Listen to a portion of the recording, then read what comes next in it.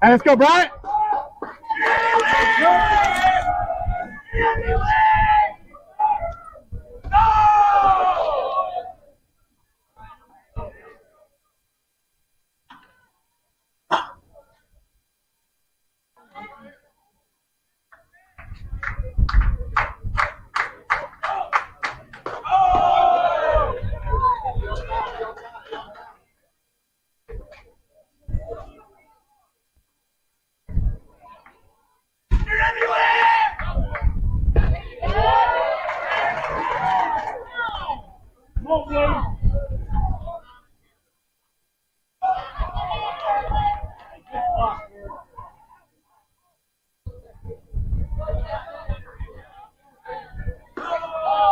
Go, Bryant.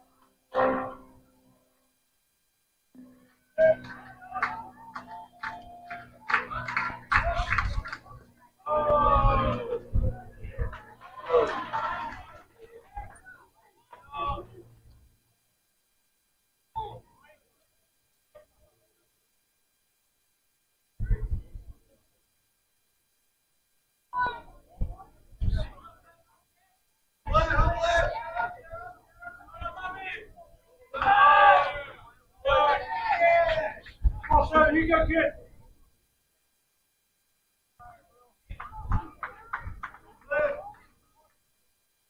There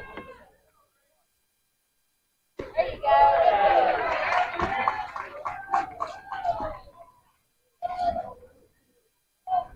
Hey, Tara.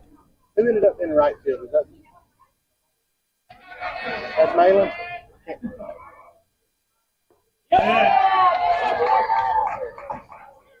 There you go, Kirk. Sir. Thank you.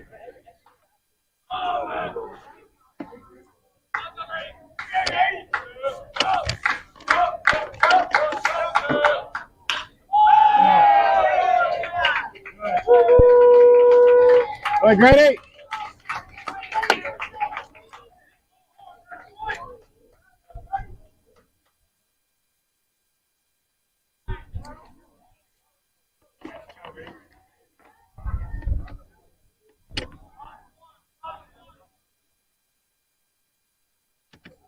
Black one is.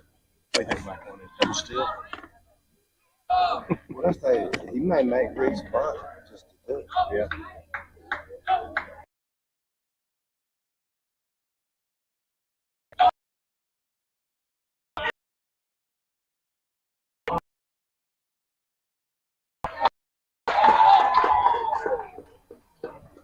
All right, let's go, Jace. Let's go, Jace. Pick us up, Jace. I should go back on that one.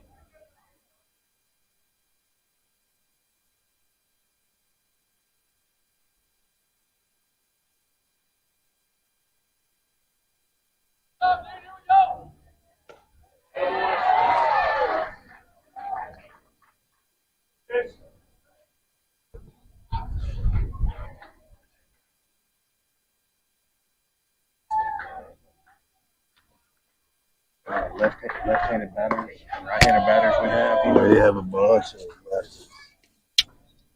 I think there's at least one or two switch. We have a couple switch. At least one. I can't remember who it is. It's John Chase. That's in there. That's in there. That's a gapper. That's a gapper.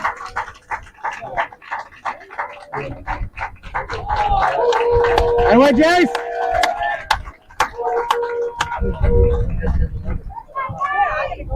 Yeah.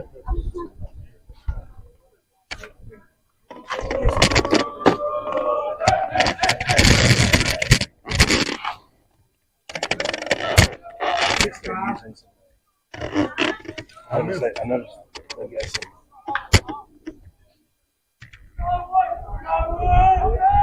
some. Armbands, or not armbands. They didn't use those last night, did they? Those things on their belt. Yeah. Did they? Yeah. I don't remember using that.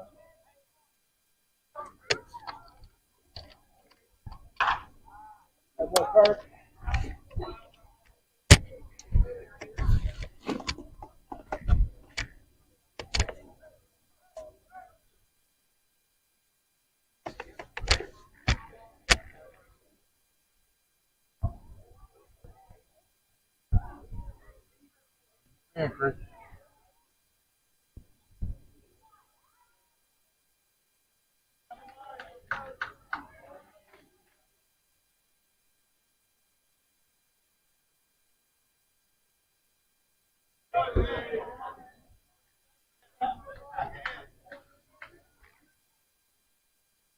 All right, let's go, Christian.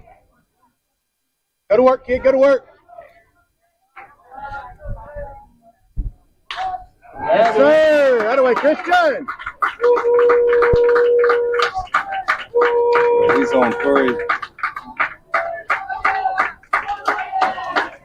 That way, 5. That way, Christian. Come on, Cobb.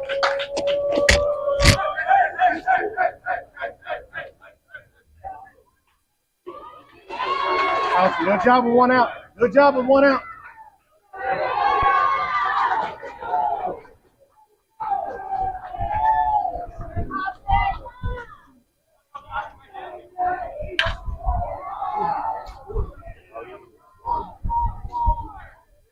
Sacrifice.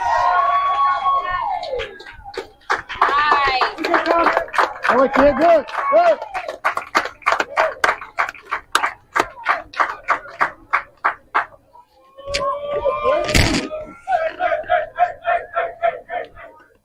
They've been best friends since they were.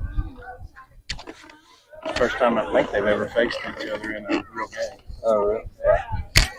Kirkland and Cobb.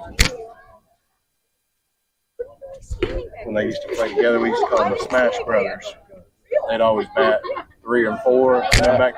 And I mean, I can't tell you how many times the 2 of them went back-to-back home runs over the years. Oh! Did I hit him?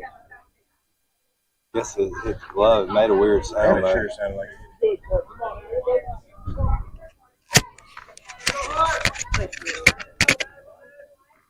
And do you tell us if we ever come up? Oh, I think we're up. Oh, you think we're up? Yeah. Okay. I'm sorry. Here we go. All right. We it's been a crazy start to the ball game, folks. Welcome here to Hoover, the Hoover Sportsplex here at field number 3. It's been a wild and crazy start to the top of the first with the East Coast Scout team has scored 4 runs here in the top of the first. There are 2 outs. Hudson McAllister just took a walk, and Harlem Fuller will courtesy run for our catcher. Brings up Wyatt Wallace with 2 outs and a runner at first.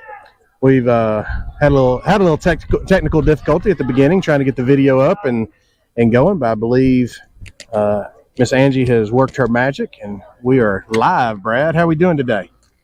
Well, we're off to a really good start. It's a beautiful day here in Hoover. I know that. I mean, we have 3 or 4 line drives in the opposite field gap. That's how you get ahead. Oh wow!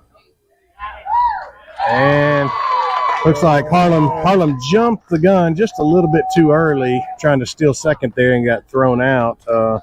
Pitcher was able, Kirkland Blank, the pitcher for the East Cobb Astros, was able to step off and throw him out pretty easily. So that sends us to the bottom of the second as Harlem has a discussion with Coach. Sure, correcting that mistake maybe. We've gotten started, and we did have several. I know we led off. Let's see, Bryant led us off with a walk. Bledsoe had a base hit. Reese Parker popped out to first base. Jay Steen had a nice double in the gap. Yeah. Christian Thompson had 2 RBI triple to the right. gap. Yeah, right field gap. Mahan on the first pitch hit a sac fly to center field to score Christian from third. Then Hudson had a walk, and so we went through quite a few batters right there in the top of the first. East Cobb Astros, excuse me. I'm probably going to mess that up several times today. We have the East Coast Sox scout team and the East Cobb Astros playing here. This is our second pool game. It's actually the East Cobb Astros' third pool game. They are 2-0, Brad. So this is a important game for them. If they were to win this, it would secure the pool for them and put them into the bracket of 16 tomorrow. East Coast won our first pool game last night. So we're 1-0. This is our second pool game, and then we don't play our third pool game until in the morning, 8 o'clock in the morning. So we really won't know. This is an important game for both teams to win, and I definitely like the start that we have so far. Yeah, we're off to a good start, 4-0. I mean, it's our guys. They're good. Just say that. They're good. That's all. They're good. It's all the hype, whatever the hype was. They're kind of living above it. You gotta like the start that we had so far, and it's still early though. It is. Last night we had some hot bats, put up 16 runs in the game last night. That game was delayed for about 4.5 hours because of rain and having to move fields and things like that. So we didn't know how the team would respond to it, but we've got. I just want to run down our defensive lineup. We have Peyton Connolly on the mound. Who will be having his first start for East Coast Sox. Behind the plate, we have Hudson McAllister at first base, Costin Mahan at second. We have Grady Bledsoe. Over at third, we have Reese Parker. At shortstop, Bryant Wisdom. In left field is Jackson Moore. In center, Holden Siemens. And in right field, we have Wyatt Wallace. That is our lineup, our defensive lineup. So leading off for the East Cobb Astros is Malin Moore from Florence, Alabama. I'm very familiar with a lot of these players. I actually coached several of these.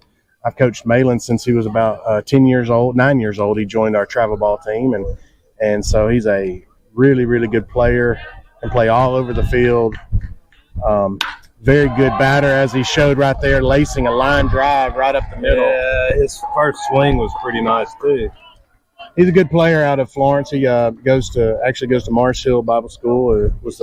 As a freshman this year, was their starting shortstop for the entire year there at Mars Hill, who ended up going to about the third. I believe they made it to the third round of the playoffs, maybe the fourth round. Actually, they made it to semifinals. So there's a ninth grader that started. We got a ball on the field, so we have a delay. Just a moment.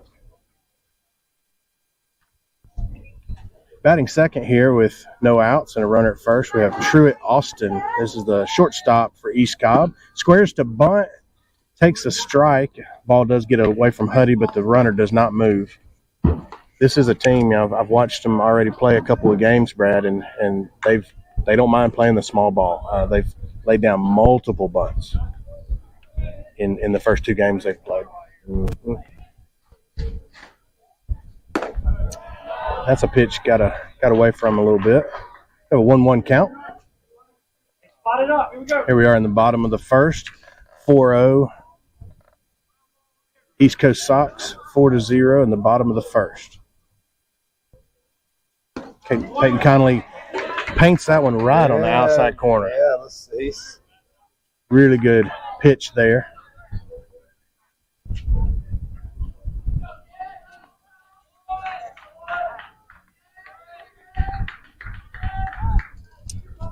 I'd like to see if we can get a, if you don't mind looking up when you get a chance, Brad, and seeing what Peyton's velocity throwing right here.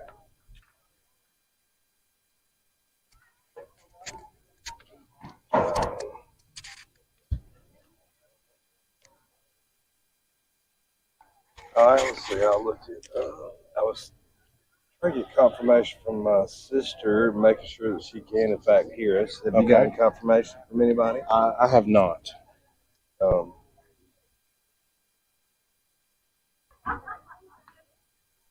if anyone is listening, as Coach Malden makes a visit to the mound just to talk to the defense and talk to Peyton Connolly just a bit. If anybody has our number and can text to verify that you are seeing the video feed and hearing us, so it would be very helpful. And that pitch is down low, evens the count 2-2.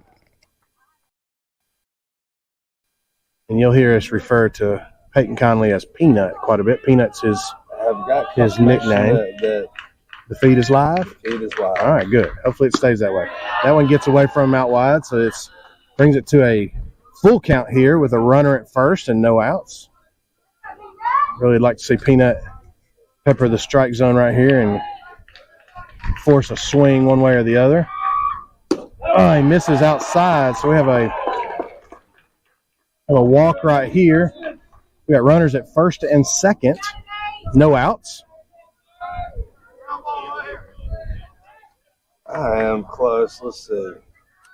This brings up the opposing pitcher. This is Kirkland Blank out of Florence, Alabama. He is a Florence High School 9th grader. Yeah, I saw that. There's a swing and a miss. Kirkland's a very, very good batter. He's not one that's going to miss much. He can really put the ball in play. He's a very strong at the plate. He pitches, catches, plays third base, plays first base. He really can do just about anything. There's a really nice pitch on the inside half. Yeah. 0-2 count here for Peanut. See if he can record the first out of the inning and get into a groove a little bit. Yeah.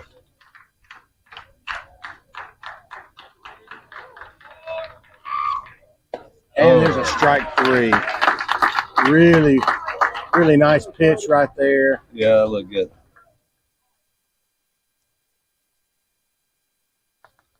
That's a big out right there again. That was with one of East Cobb's 85. That's one of East Cobb's best hitters right there in the 3-hole. This is Cody Willis, a left-handed batter, also out of Florence, Alabama.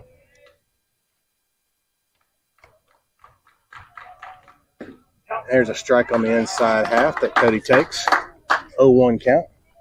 Looks like maybe Peanut's locked in right here and kind of getting into a groove a little bit. Maybe, this game, the game ahead of us ended early. It ended almost an hour early, and so that pushed up our game time some. And so you kind of wonder, did we able to warm up sufficiently enough? And Cody Willis laces a line drive to left field. I was just about to say, Brad, that he really loves to. That's a batter that really loves to go the opposite direction. He hits it to the opposite side of the field quite often. If you want to stay in the lineup and have a high batting average, you better be able to hit it opposite. Got to be able to do it, especially to a pitcher that's throwing high velocity. Yeah. And Cody's a batter that played varsity ball all year, and so he's seen some pitchers that throw high velocity. Here we have Carter Thompson. This is a freshman out of Brooks High School, and that's going to be one of the craziest foul balls you're able to see. Ball was thrown behind his head, and that's a break for us. It's a huge break. Thought it was going to hit him in the head and score.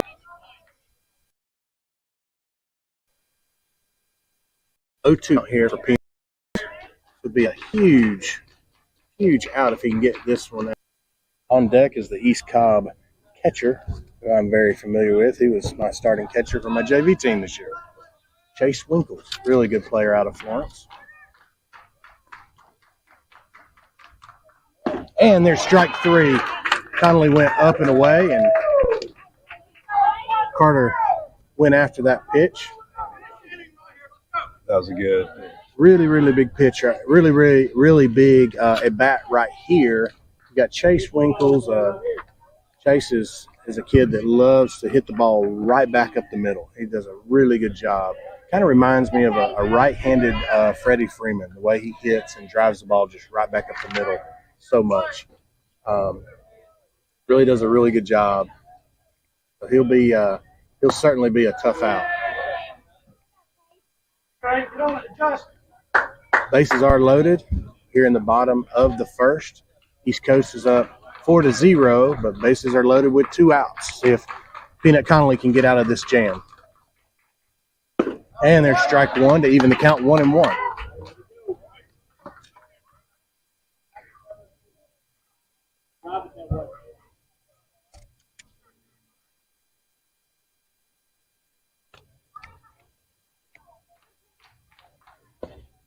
Ooh, looks like Peanut slipped a little bit there on the mound.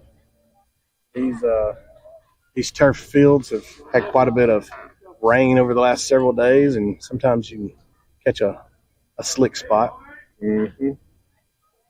Looks like Peanut is pitching in turf shoes. A lot of kids like to pitch in the molds, or there's a foul ball sharply hit straight back to even the count 2-2. Yeah, he's doing a good job right here pitching. I mean, he's coming back, finding his groove. The bases loaded. They hadn't got a run in. It's a good, really good test. It's a lot easier to pitch with nobody on base, but when you got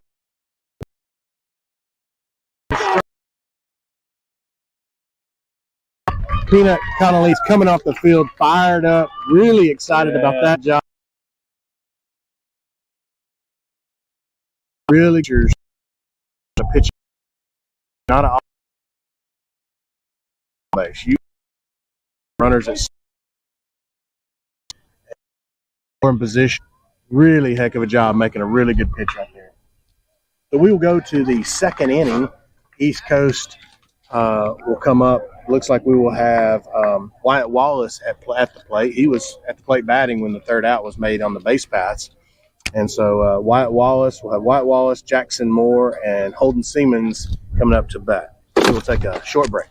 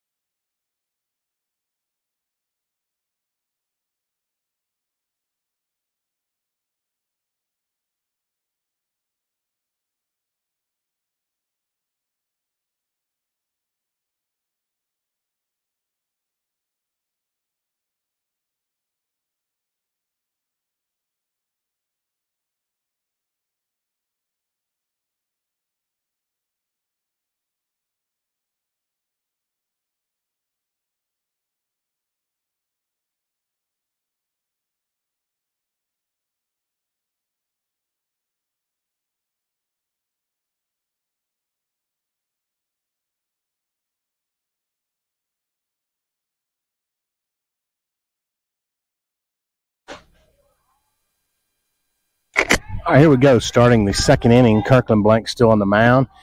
Throws ball one to Wyatt Wallace. Wyatt goes to school at Lindsay Lane in Athens, Alabama. It's in North Alabama. Wyatt got a lot of experience this year on varsity. He was the number one pitcher for Lindsay and took them into the second round of the state playoffs. Really good job by Wyatt leading that team on the mound. Wyatt was our winner in last night's game against the Diamond Hills, where East Coast threw for a combined no-hitter last night, winning 16-2. Wyatt's down in the count 1-2 with 2 foul balls.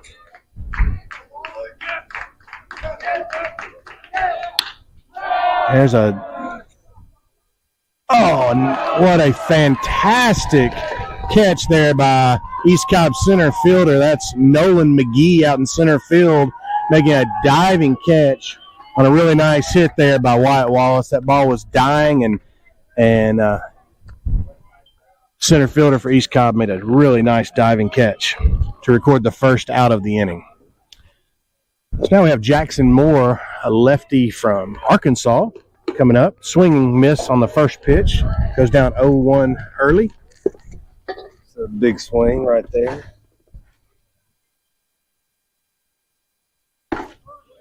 Takes a strike looking there on the inside half.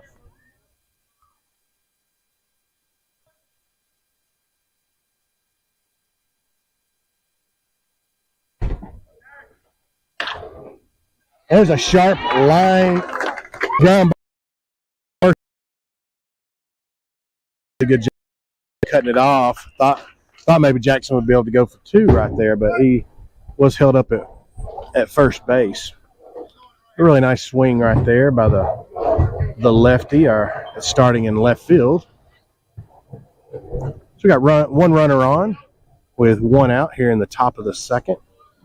Brings Holden Siemens, another lefty, in the lineup there, Brad. And he hits a dribbler down third baseline, makes a bad throw, trying to turn the double play, or at least trying to get the leadoff out at second. That ball was kind of fading away from the second baseman that was covering, got away from him. So all runners are safe on the fielder's choice error there.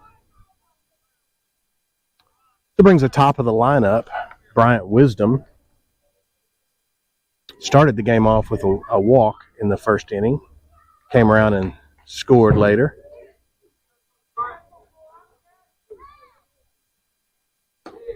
Takes that pitch low for ball one.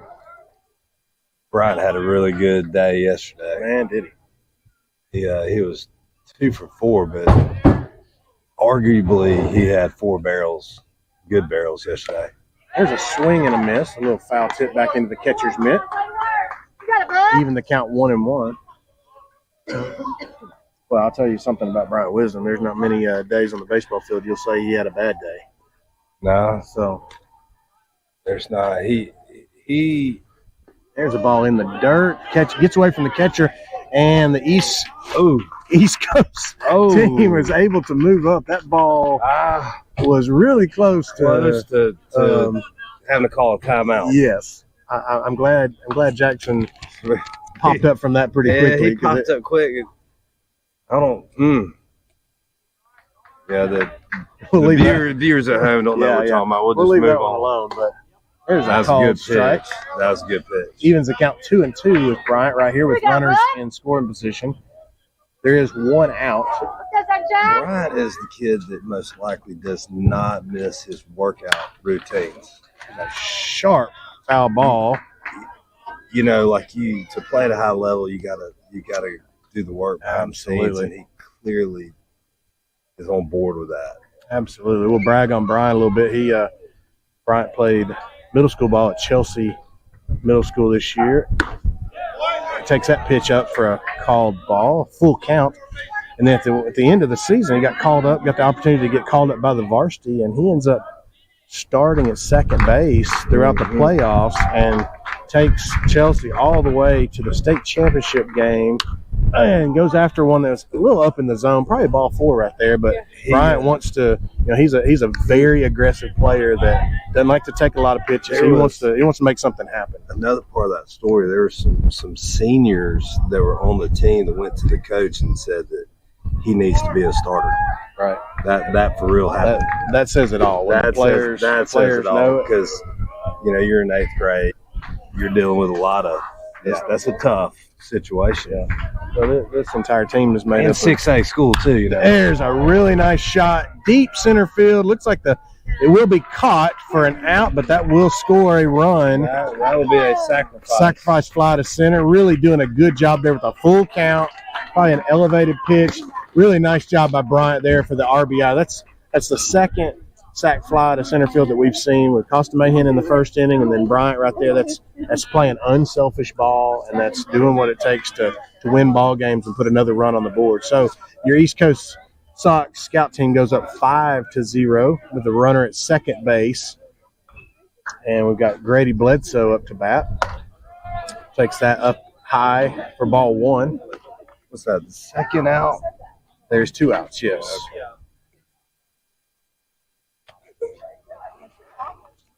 First out, you had walked away. I don't know if you missed it or not, but the White Wasp hit a really nice shot to left center, and the center fielder made a terrific diving catch. Or that would have been at least a double, maybe a triple to the center field wall.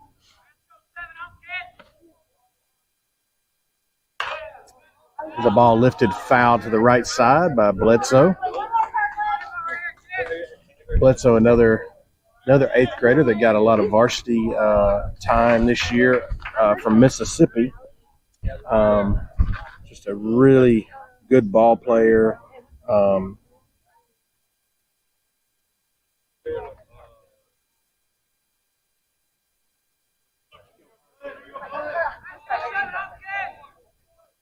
And that ball misses up high to even the count 2-2 on Bledsoe.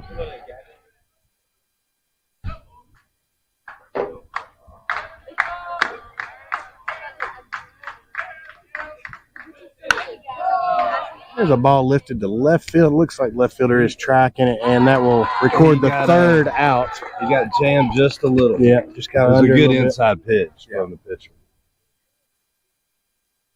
So that concludes the top of the 2nd inning. East Coast Sox do record another run with the sac fly to center, make it 5-0, headed to the bottom of the inning. So Peanut Connolly will go out for another inning's work.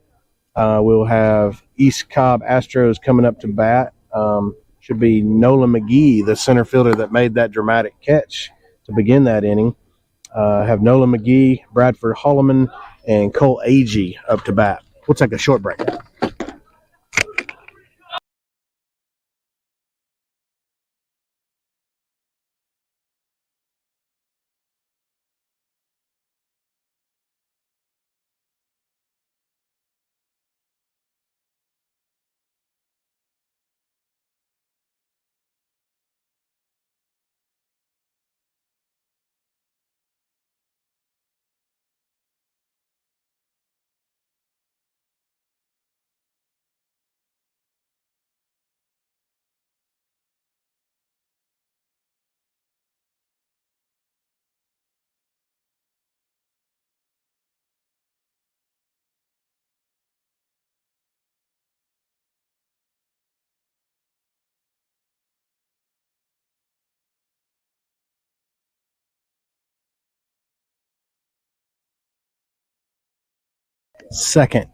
Bottom of the second with Nolan McGee. Now Nolan is a really good player. He is a threat to bunt, which he did just there, and he is safe.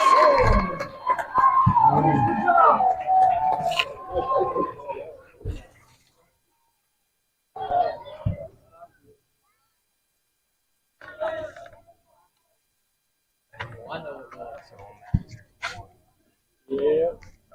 It wasn't a big crossover. They weren't exactly sure for a split second who was going to field it. Laid down a good bunt there. Yeah, it was a good bunt. Nolan is a speedster on the base pass, but he is known for his bunting prowess. He did a good job right there. That's actually why you bunt. Yeah, he's really good, and he's good at base running. One of the highest baseball IQ kids that I ever coached. He's out of Brooks High School. Got to play a lot of varsity games this year. And there's a ball fouled off towards Costa Mahan in foul territory. This is number 99. This is Bradford Holloman. He's the extra hitter. Saw him in the last game. Placed a really nice shot to straightaway center. As you can tell, he's a big physical. He's a little behind right at the moment. A big physical young man. He's throwing it pretty hard. Peyton's been sitting most of the game. Well, in the mid to lower 80s. There's a shot I believe we got tracked on. Yeah. Wyatt Wallace made that one look interesting. Kind of a little pirouette in right field. Kind of caught it as he's spinning around. There's a little tail on that ball. Little tail on that ball. It was running a little bit. Yeah. He kind of let everybody know early on he had a beat on it, but then it kind of tailed off and he had to kind of spin around. So that does record the first out of the inning. Got one out with a runner at first. Another runner squares to bunt. This is Cole Agee. This is the East Cobb second baseman. Is this the other ball? Yeah. Cole and Nolan both are well known. Love to bunt. Play a little small ball. They're trying to get on the board right here, but they did get with a little bit of a wild pitch right there as he squared the bunt. Got a runner to second into scoring position. Be interesting to see if Cole still squares around. He takes a strike on the inside corner. Really nice pitch there by Peanut.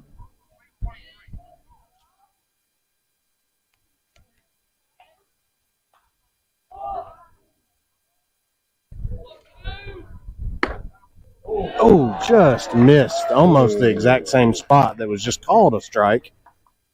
So Peanut falls behind in the count, 2-1. East Cobb has a lot of speed there at second base. And foul ball lifted to right field over into foul territory. It gets on field 5 where we played last night. A common theme you'll see a lot here in Hoover Sportsplex. Balls coming from other fields. Comes the pitch and just stays alive. Like Peanut was trying to hit that same spot on the inside half, and Cole was expecting it and just barely stayed alive. 2-2 count with one out. The runner in scoring position at second base.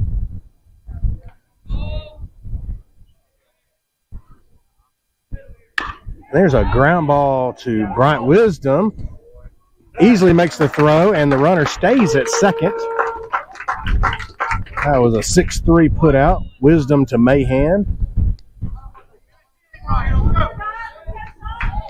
I'll tell you, Brad, and you can attest, just, any of these infielders, you hit the ball to any of them, it's got to be just perfect because they just don't make many mistakes. No. Don't make many mistakes. Even your pitcher on the mound, Peanut, is also a middle infielder. There's a ball lifted to left field, and it is caught there by Jackson Moore to end the inning. That was Johnson Knight, the left fielder for East Cobb, that hit the ball to the left fielder for East Coast. So we'll take that. That is another blank on the scoreboard for East Cobb to end the second inning. We head to the third inning. It's like Kirkland Blank will come back out for his third inning of work on the mound. We'll take a short break with East Coast Sox scout team up 5-0. Yeah.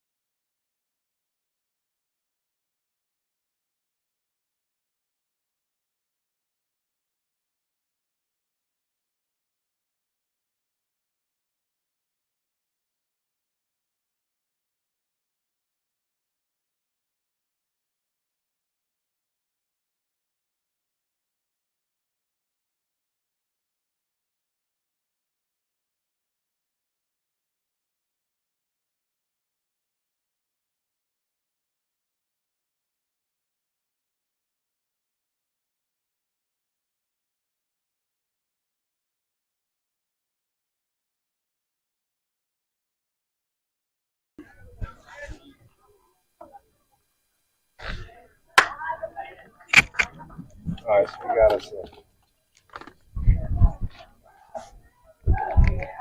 another big stick leading off. This actually Reese could be a leadoff.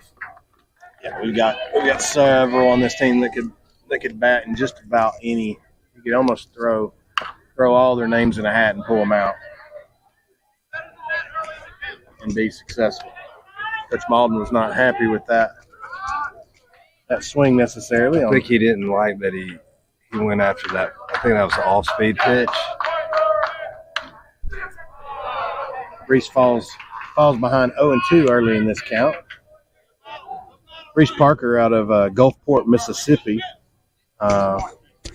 played varsity action with West Harrison High School this year. I believe he was named an all-state player in the state of Mississippi this year. Had a really, really good 8th grade year.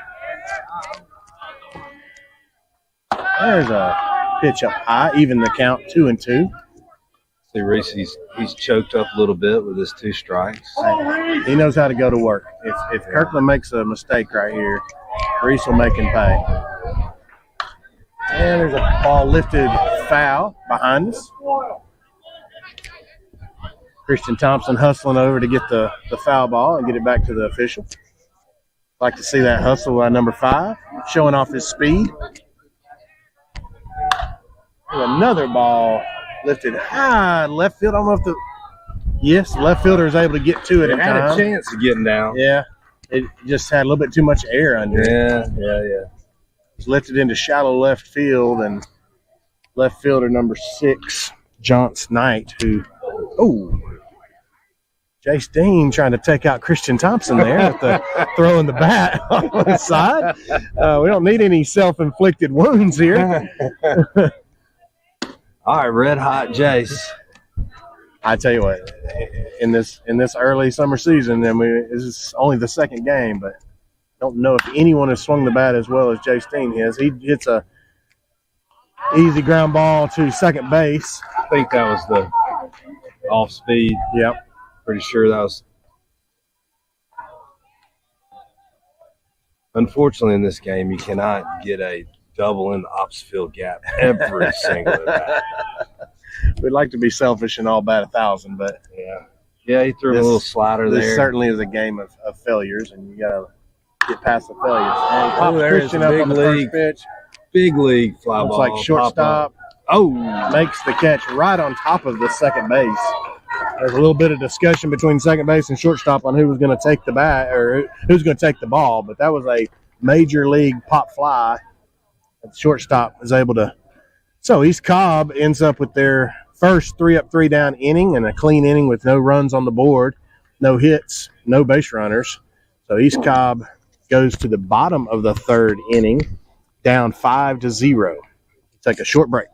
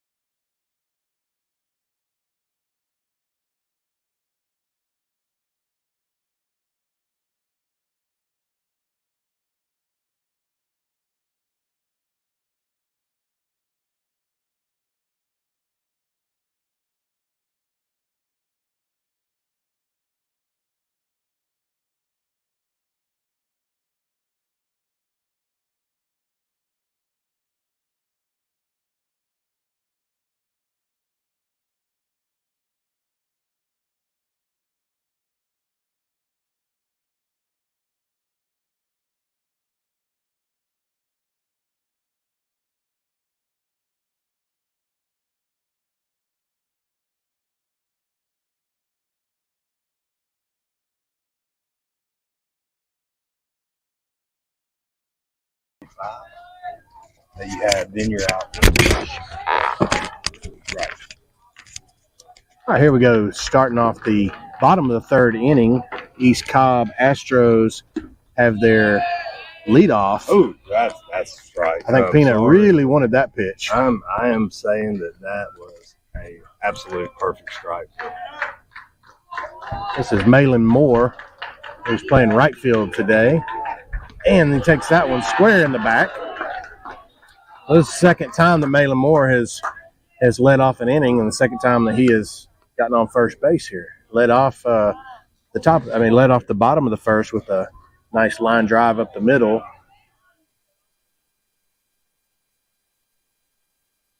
East Cobb Astros coach calls it time. Just a little bit. Just a little bit, you know. That's a, Mid to low 80s into the back. yeah. I'll tell you, Malin is a tough kid. He is a really good football player and baseball player. This is Truett Austin, shortstop for East Cobb today in the 2-hole. Comes up again and takes ball one up in the zone just a little bit.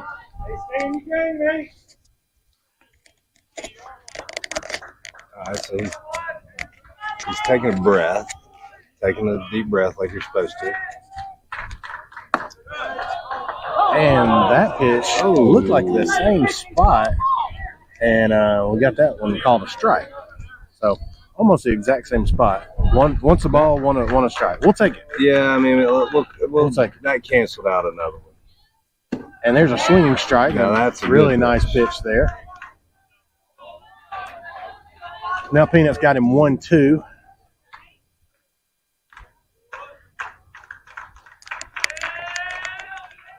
Backdoor slider right here, maybe. That was a nice pitch. It's a changeup. Fouled off That was a to the left side there. Just got a piece of it. Still 1-2 count with no outs for East Cobb with a runner at first base. Leadoff batter Malin Moore at first base on the hit by pitch. The runner is moving. Hudson puts it on it, and throws a perfect strike down to second base with Grady Bledsoe covering, waiting for the runner to slide in.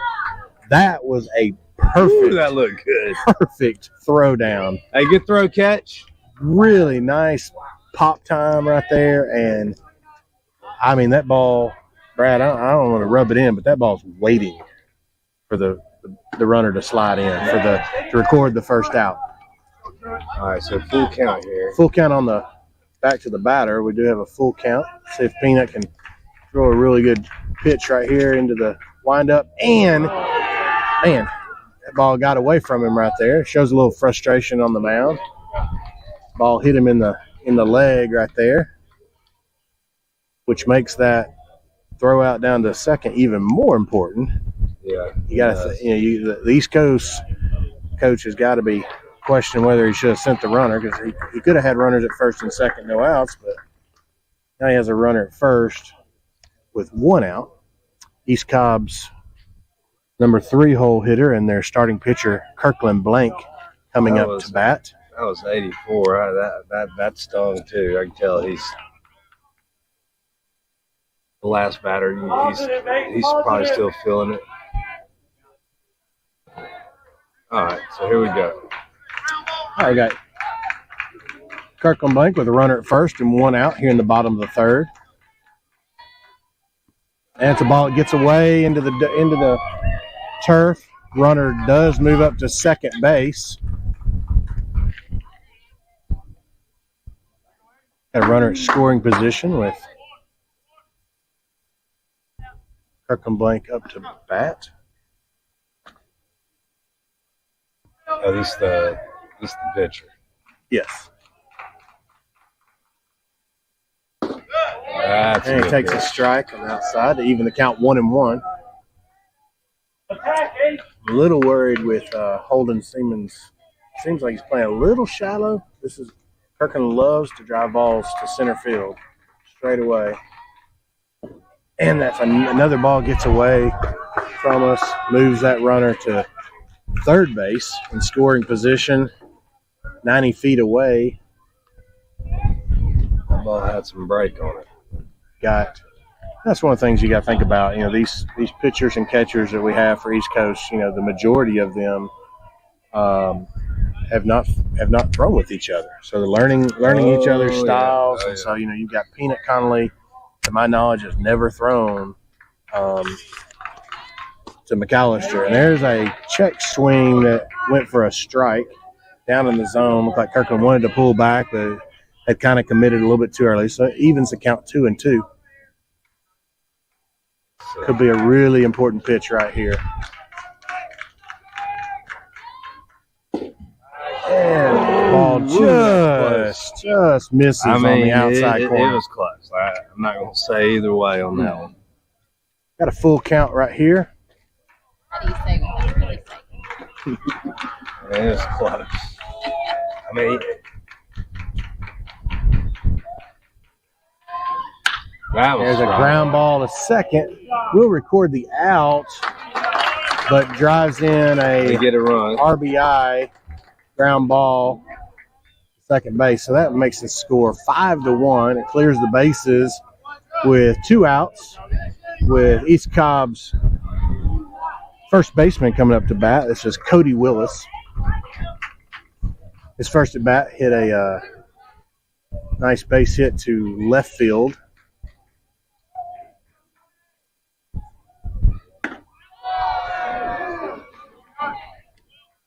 Takes ball 1 on the outside.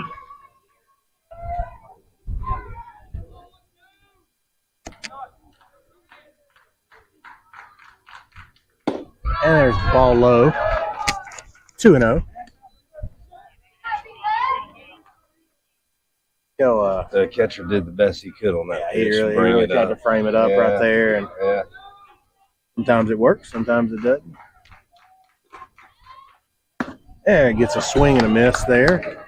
Really big hack by Willis at the plate.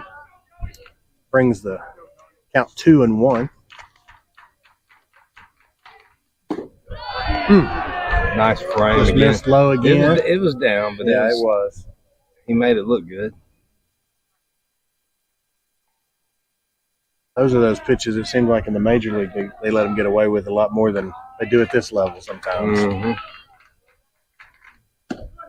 3-1 count. That ball is outside. And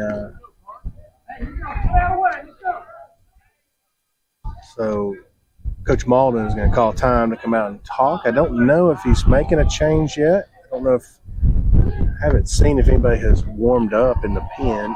I know early in the season he's planning on – looks like Christian may be going to warm somebody up as we speak.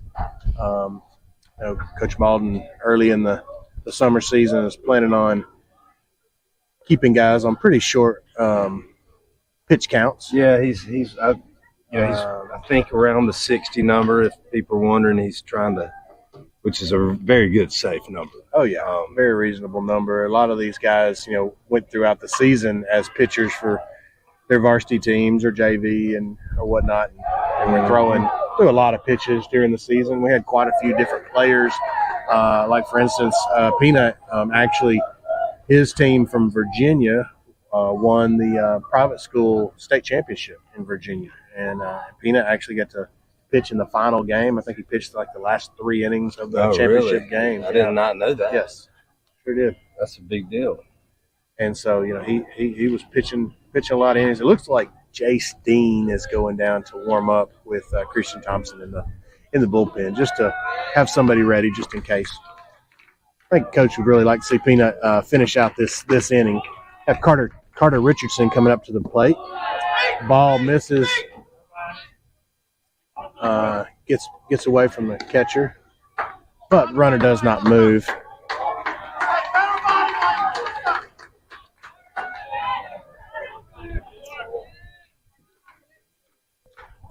Peanut can dial this in right here and get a ground ball. I believe the last at bat that Carter had in the first inning, he was one of the strikeout victims in the first inning with the bases loaded. There's strike 2. Really nice pitch there by Peanut. One more of those, and we'll bring East Coast in to see if we can get that run back and maybe a little bit more.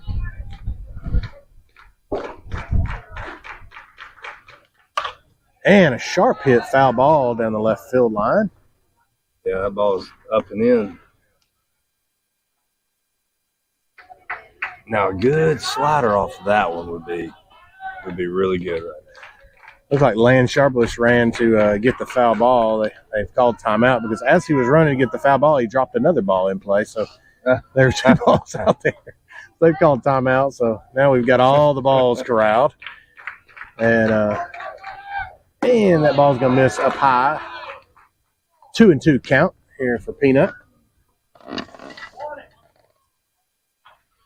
Be a really big pitch coming up here, so if we can get this out and retire the side. And there's a swing and a miss for a strikeout as Peanut has a nice little glare over to the other side. I don't know if there was a little chirping going on, but Peanut has a little look into the other East Cobb dugout just to let them know that, hey, I hear you. So that will bring us to the conclusion of the 3rd inning, headed to the top of the 4th. It'll be interesting to see. It looks like Kirkland Blank will return to the mound for East Cobb for his 4th inning of work. Coach Malden is addressing his team in front of the third base dugout, encouraging them to probably get the bats going here and see if we can get some runs. Take a quick break.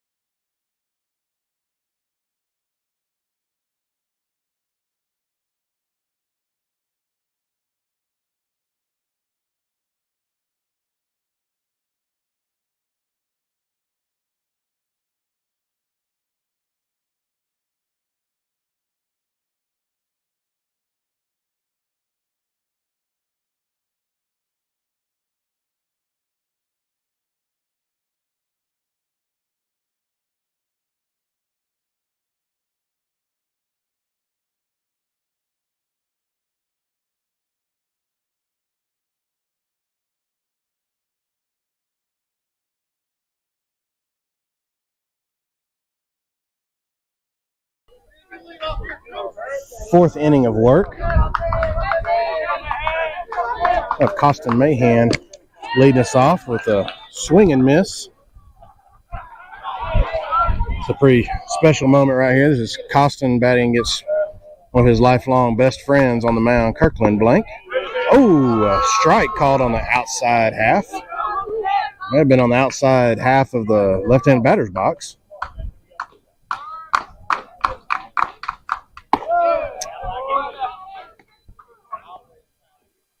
Costin takes the ball up high. 1-2 count here to start the fourth inning.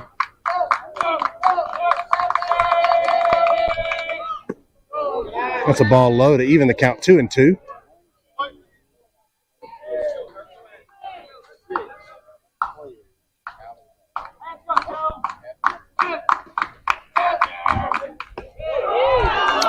Ball on the outside half to bring the count 3-2. I go to work too.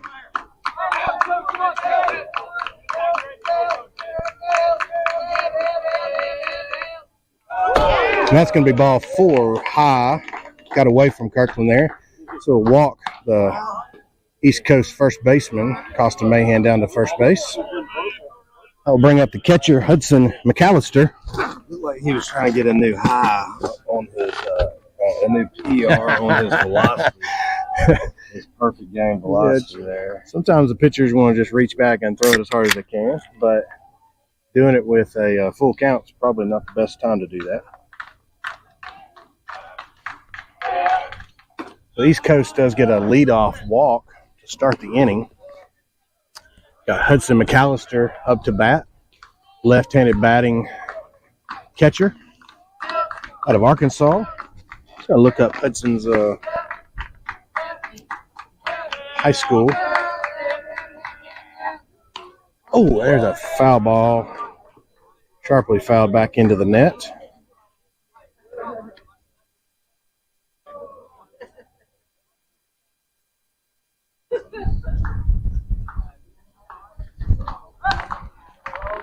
Little throw over to first base, trying to keep Costin close to the bag.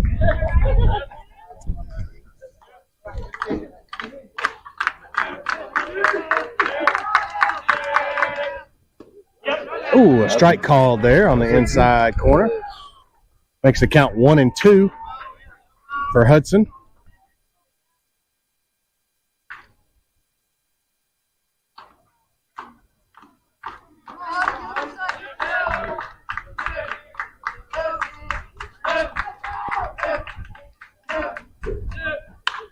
There's a little soft looper into left field. Just got over the third baseman's head.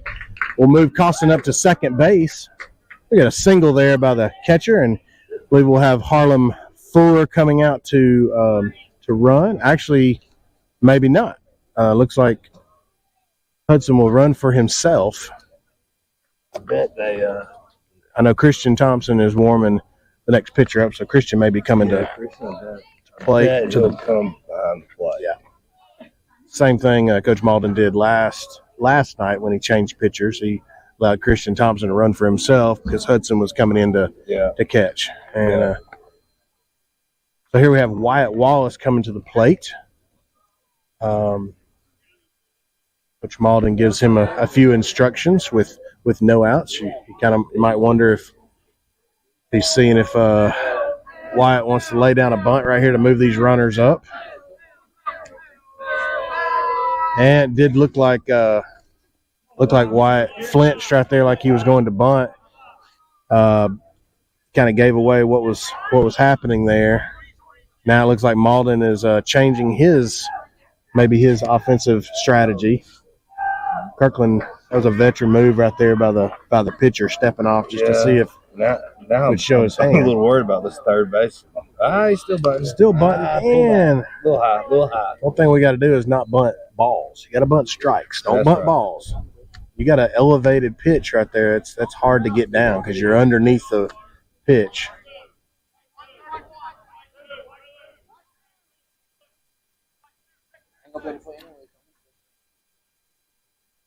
I'll be honest with you, I doubt that Wyatt has spent a ton of time. There's a pickoff move right there. The second baseman trying to sneak in behind Mahan. Didn't fool Mahan right there. Mahan. Mahan's he's a big man. He may be the biggest man we have on the team, but he's got some decent speed for his size. Let's put it that way. He's not a burner, but he's got decent speed for his size. See if Wyatt Wallace can get a ball in the gap and score it.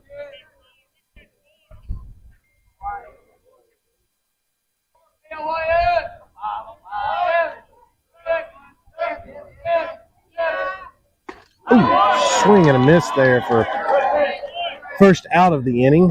Good pitch. Brings up left-handed batter Jackson Moore.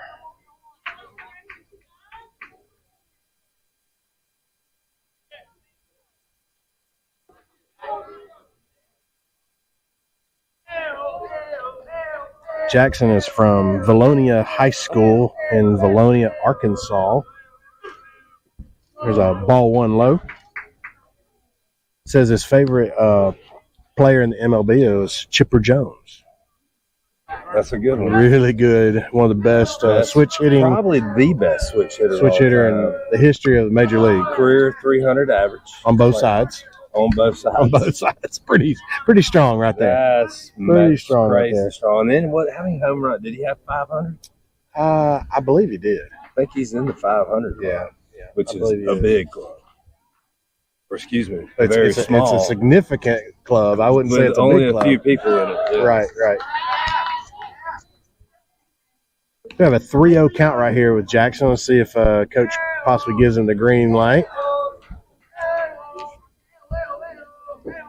Got a speedster on deck with Holden Siemens on deck, ready to hit. Another lefty in the lineup today. And that's, a strike on the inside half there for Kirkland Blank, who's working in his fourth inning of work against a really, really strong lineup. There's a high fly ball to center field. It looks like golly, that's a camped under big high fly ball. Costin gives the illusion that he's going to tag up and does not go. Stays at second base. Just trying to bait a throw right there. And, if he could have got a ball by the third baseman, maybe it tried to advance.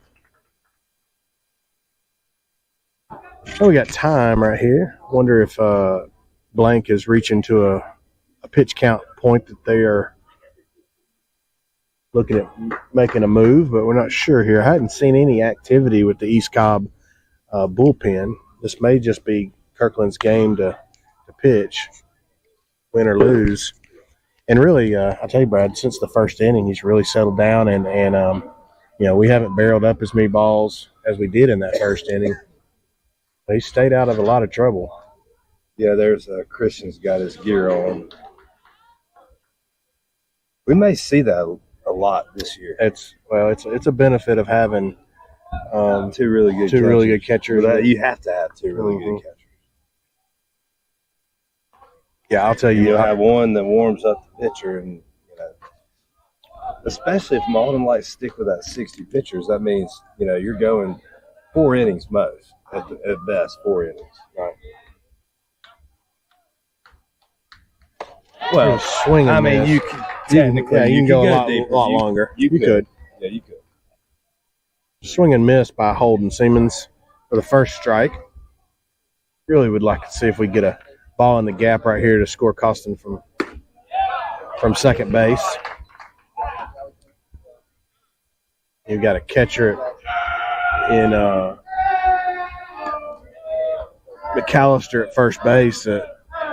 We've got, we're blessed to have two catchers that, catchers are typically not known for running, but both of our catchers can run really well. Yeah. Have a lot of speed. Oh, paints that outside corner.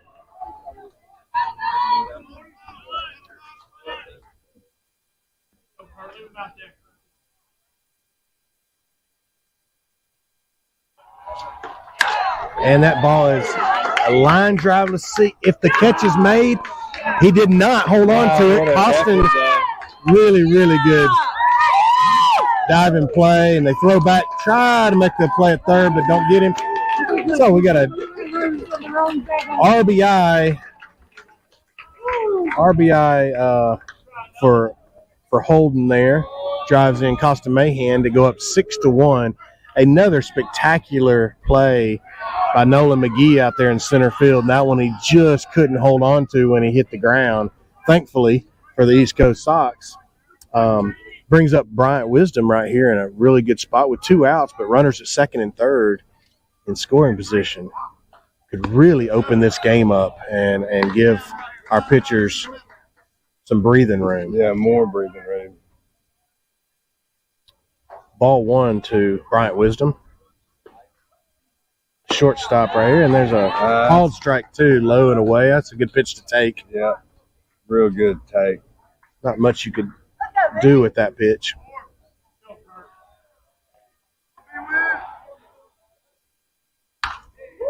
Lifts the ball foul into back behind us.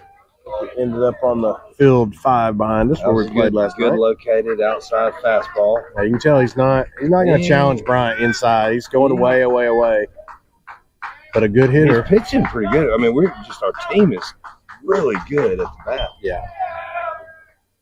There's a ball up high. Chase Winkle's behind the plate. Does a really good job. Talking about swapping out your catchers, I can attest that this is East Cobb's 3rd game of the weekend, and Chase has caught every inning of every game. So there's the difference right there of having a catchers that can come in and be fresh, and of course with East Cobb, with East Coast, there a lot of those catch. Oh, there's going to be a called strike on the inside half. I think Bryant really kind of knew it, and just.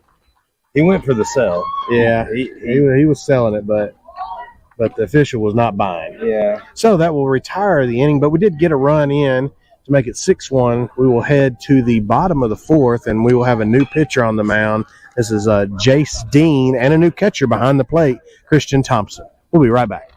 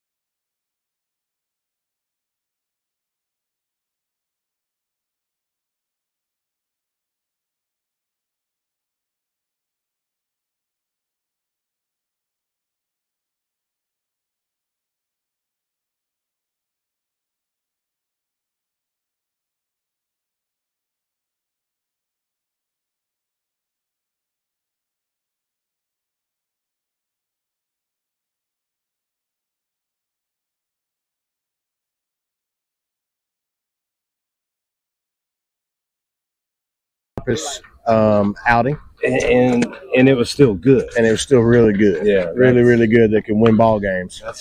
That's really saying a lot. It wasn't his sharpest outing, you could tell, but still pitched well. Now, So Jay Steen comes in. He's thrown 3 pitches. All 3 have been for strikes. from the left side, On the left side, yes. Did really. And there's a ball lifted into center field. I believe that's going to be Holden Siemens camped under it and makes the out. That was a good located pitch right there. Looking to check and see if we had any other defensive changes. It does not look like we have, other than Christian Thompson coming behind the plate. I believe we'd already mentioned. So just a new pitcher-catcher duo.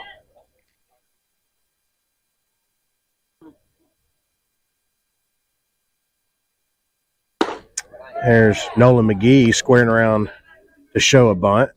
He bunted earlier in the game and Looked like Reese was ready for that one. was safe on the bunt attempt. See if he squares around again. Looks like he's swinging away here. Lifts this high into left field, but Jackson Moores barely has to take half a step to record that out. There's 2 quick outs here for Jay Steen on the mound. 2 outs here in the bottom of the 4th. East Coast has the lead 6-1. Brings up number 99, the extra hitter for East Cobb, Bradford Holloman.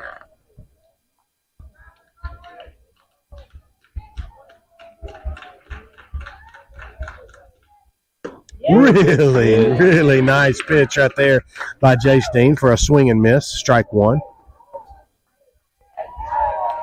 Really like to see what Jason's done here. I mean, he comes in after warming up in the bullpen, comes in here in the 4th inning and is just throwing nothing but strikes.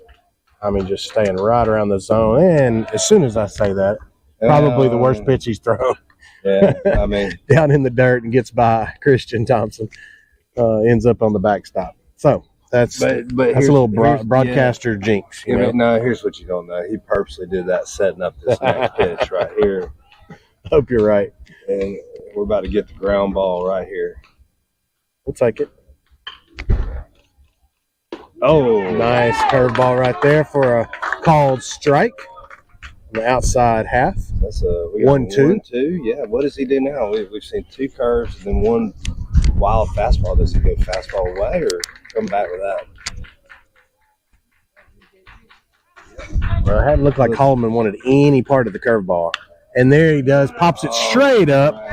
Costin Mahan camped under it. And he does make the out to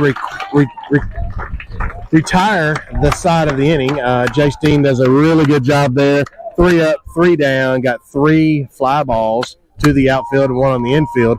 Yeah. I want to give a shout out to everyone, all of our family members that are watching us right now and watching the game and following along with East Coast Sox as we go through this summer ball season. And want to just let everyone know that we appreciate you watching and enjoying the game. As we say this, it looks like East Cobb will be bringing a new pitcher to the mound.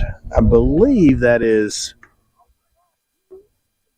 number 1, Truett Austin. He was at shortstop, and so they'll make a few defensive changes. Their right fielder, Malin Moore, will go to shortstop to replace him.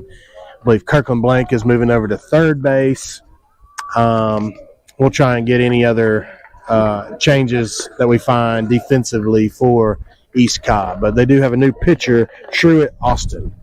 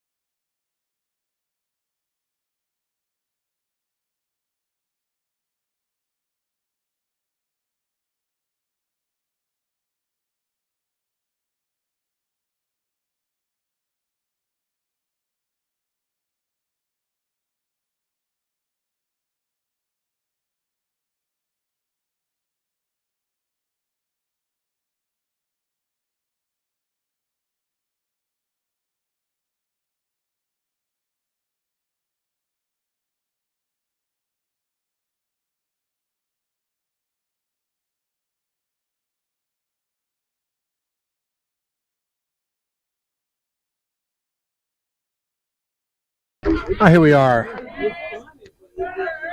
Here we are starting off the top of the 5th inning.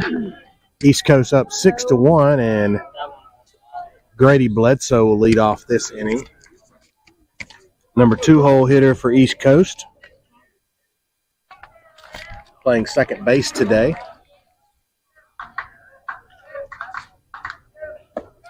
Takes another ball low. Ahead in the count early, 2-0.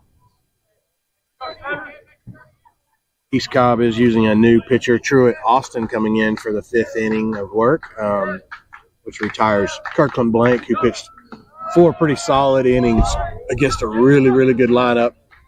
Got hit a little bit in the first inning, but then really settled down. Gave up a couple of runs on some sac flies. Really did a good job in this inning. All right, there's a 3-0 count taken all the way. And yeah, he was taken. Strike 1 right there. So 3-1 count. So Grady is ahead in the count.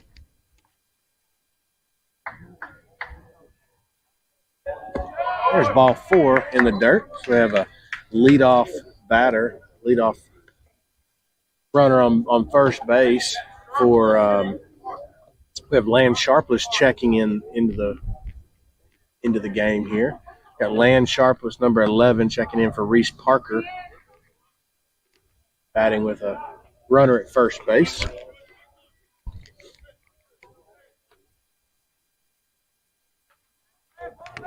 Relax. And first pitch swinging has popped up into foul territory. Looks like the first baseman will retrieve that one to record number first out of the inning. Now we have the red-hot Jace Dean coming up. Who's our new pitcher for East Coast. Coming up with a runner at first base.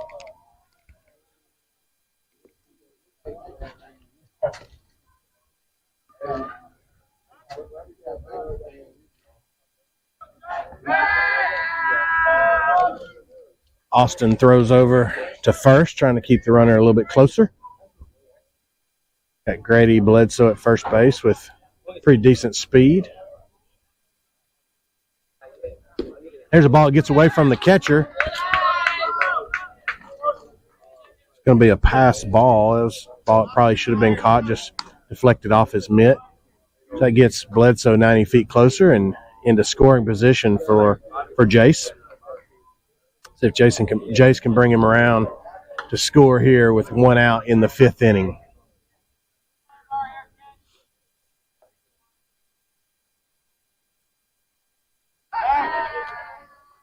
Pitcher spins does not make a throw to first base, just trying to keep him a step closer maybe.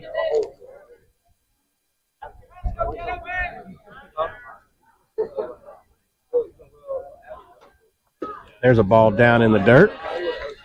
Catcher does a good job of blocking it up and keeping it in front of him. Bledsoe's not able to move up to third base.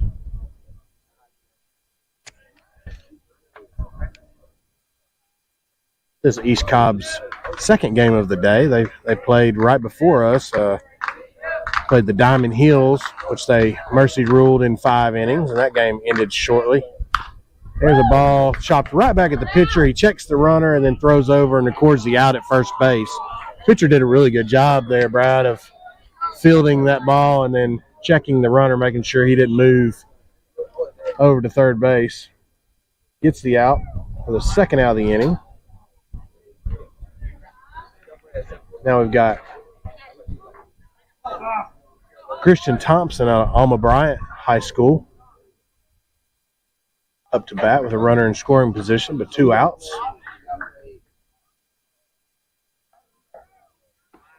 Swing and a miss for strike 1. Really would like to see a base hit here to get this run in.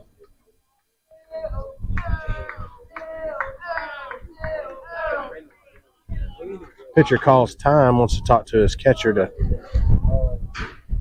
talk over the situation. Costin Mahan on deck, giving Christian some words of encouragement. I think it consisted of, hey man, just hit the ball hard. Sometimes that's really all you need to think about.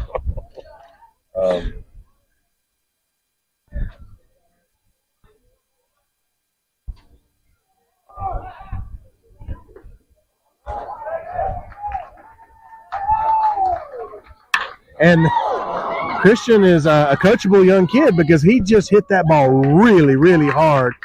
2 hop the fence in left center, and Christian is moving for a triple.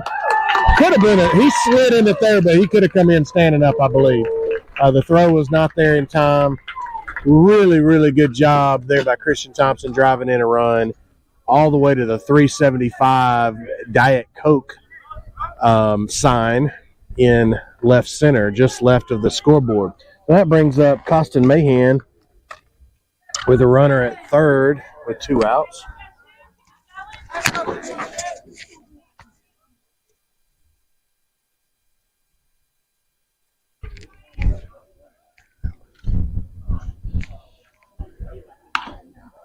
Oh, get back.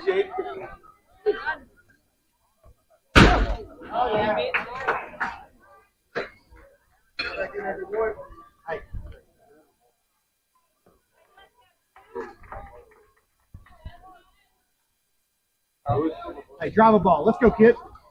Square it up. Square it up, too. Square it up. Go.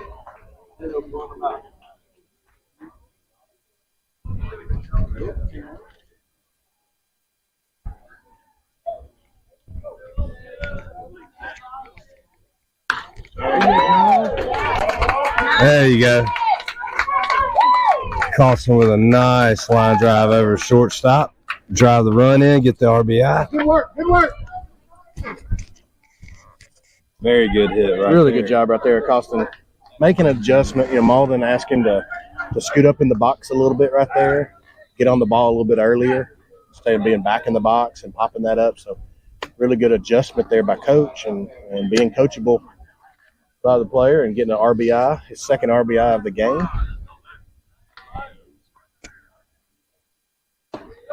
Oh, lost his mitt there. Got a story about that mitt, actually. That's Costin's mitt. Oh, is it? He gave him at the end of our school ball season because Costin didn't want to catch anymore. And so Costin just wants to focus on being a pitcher and playing the corner of the infield. So he gave Chase Winkles that mitt because Chase's mitt was worn out. So Costin gave him the mitt and said, "You can have it." If you're a pitcher, it's kind of hard to do both for a long time. Yeah, it was time. It was time. Here we have McAllister, who stayed in the game to hit, even though he's not catching anymore. He stayed in the lineup to hit. Left-handed batter, swing and miss there. Even the count 2-2. The throw misses over the pitcher's head, but really good middle infielders right there. Malin Moore makes the grab to back up his pitcher. Shows the importance of always backing up your pitcher.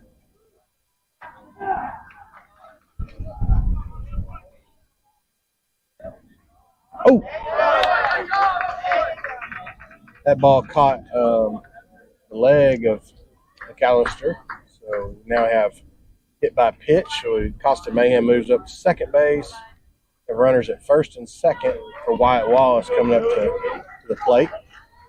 If Wyatt can get us a base hit to drive in a run here. We've scored 2 runs now with 2 outs. And those are huge. Those are huge runs in big games. Being able to get RBI hits with 2 outs really can change a ball game.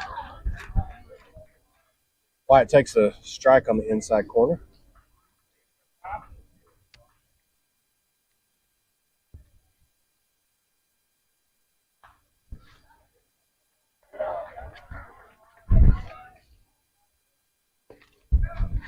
He takes ball outside.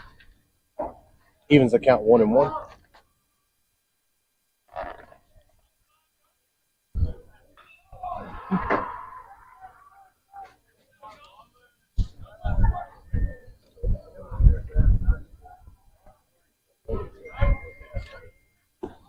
Another ball outside.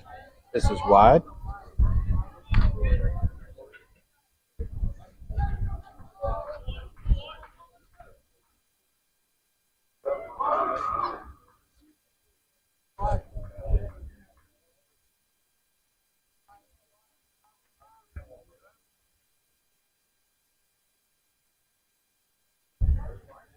Oh, and that's probably a pitch that Wyatt wish he would had back. A little half swing at a ball that's probably up and away.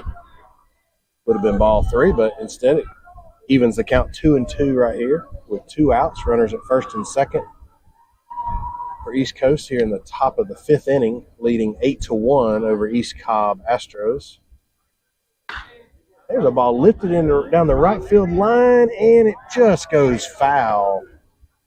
Just a really good job of Wyatt just putting the ball into play right there and not trying to do too much, taking it the other way. It just barely goes foul. That ball drops in. It probably would have been a double and maybe at least 1 or 2 RBIs there.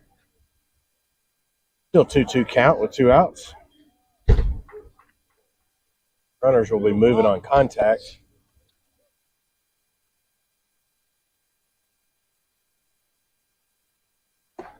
That's going to be a ball down. That brings up a full count. So runners will now be moving on the pitch, making sure the pitcher goes to the plate. Runners will be moving on the pitch. There's a runners go, and it's going to be called. No! Called strike 3. No. several of our fans were unhappy. You heard call. me. I had to let them know that was not a that was in the dirt. Might have been below the knees.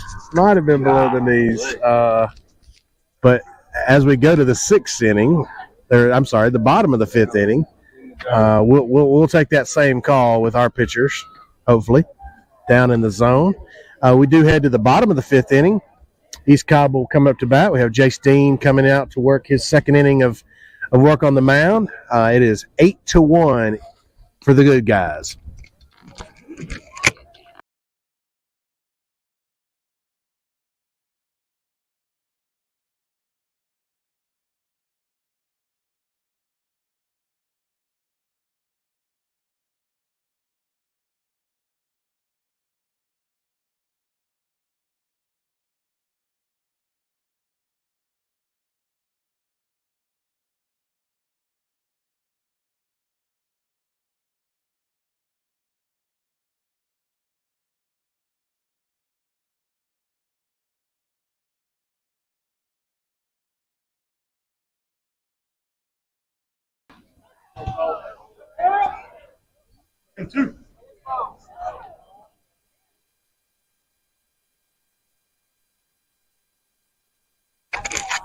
All right, here we go. Starting off the bottom of the fifth inning, we do have one defensive change to announce. Harlem Fuller goes to center field in replace of Holden Siemens.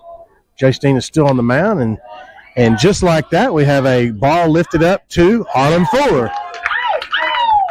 So nothing like putting him in, and the ball finds a way to go right to him. They were just trying to test him right there, but we knew that Harlem was up for the task. One of the fastest outfielders you will see anywhere around. He can just about get to any ball lifted in the air.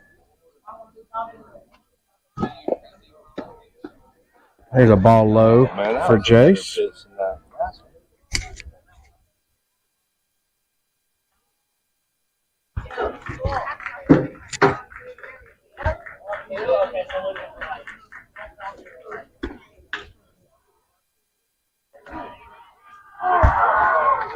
We have a 2-0 count.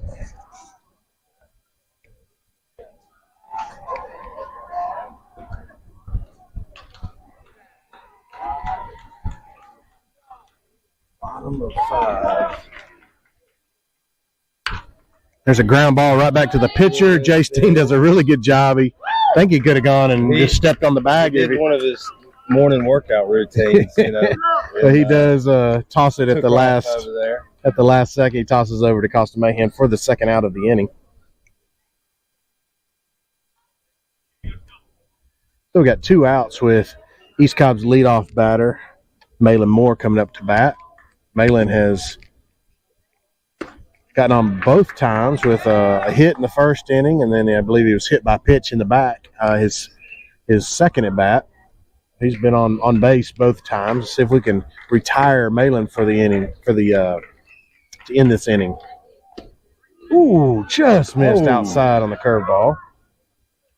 That's a good pitch. Was a good pitch.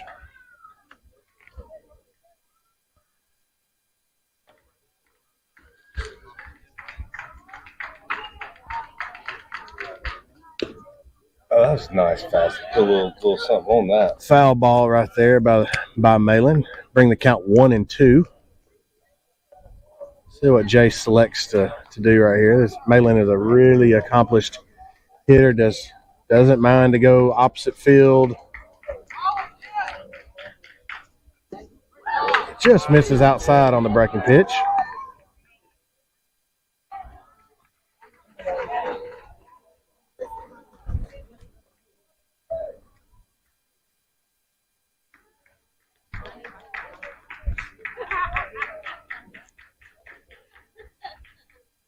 Oh, another breaking pitch that Malin doesn't offer at to move the count 3-2. I believe it was a 3-2 count the last time when Malin was hit in the back by Peanut Connolly. See if Jace can retire Malin for the first time today. And he does. He goes back to the curveball and gets a swing and a miss for the strikeout to end the 5th inning. We head to the 6th inning, top of the 6th. Your East Coast Sox scout team up 8-1, headed to the 6th. We'll take a short break.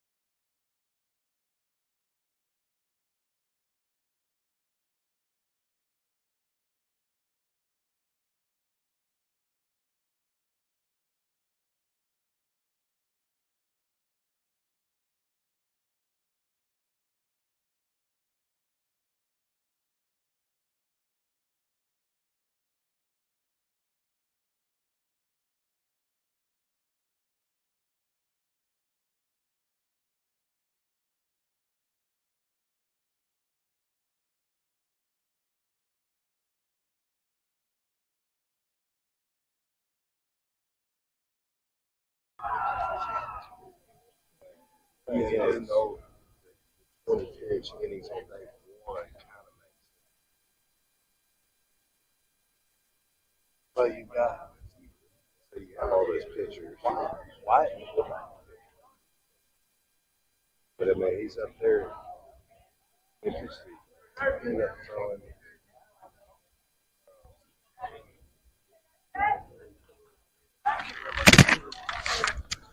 All right, here we are. Jackson Moore leads us off with a foul ball to the, looks like that's over on the field 2.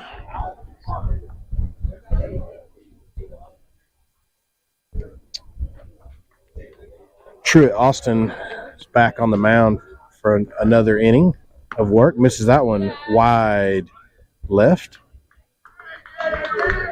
East Coast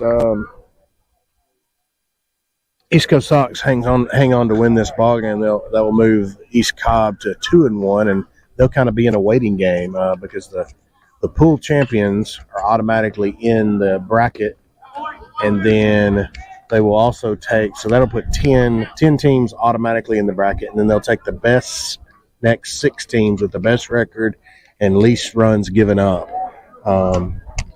So they'll kind of be in a waiting game to find out whether they're in the bracket or whether they'll just be having a consolation game tomorrow. Yeah. So they'll have to wait until we play our game at 8 o'clock in the morning before the bracket will even be set. That wasn't the original plan, but because of rain yesterday, it really messed up the schedule and certainly messed the schedule up for us having to play our last pool game in the morning. We'll be playing USA Prime out of Birmingham in the morning at 8 o'clock right here on Field 3 again at the Hoover Sportsplex.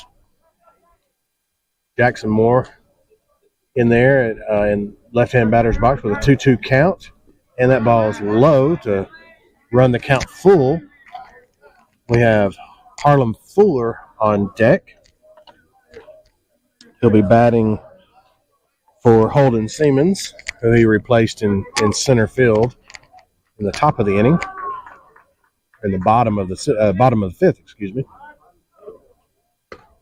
We have a swing and a miss by Jackson Moore for the first out. Ball on the outside half. He gives Harlem a few suggestions as he's going back to the dugout. Harlem Fuller coming up for his first at bat of the game. Center fielder. Love to see him get on base with all the speed that he has. Takes ball 1 on the outside.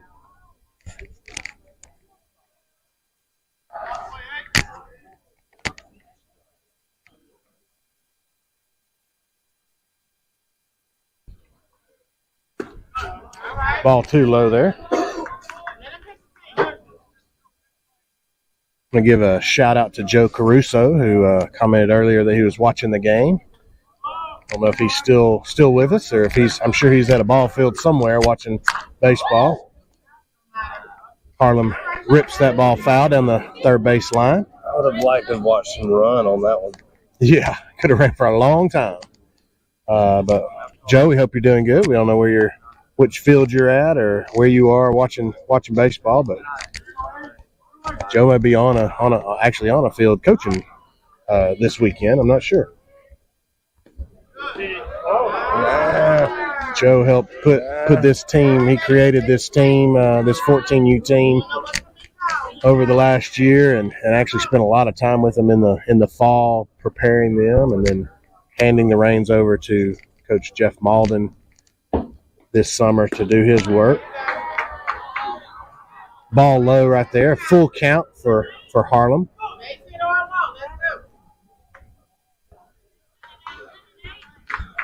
A foul ball comes on the This kid's field. throwing a lot of off-speed Yeah. spinners. I mean, a bunch.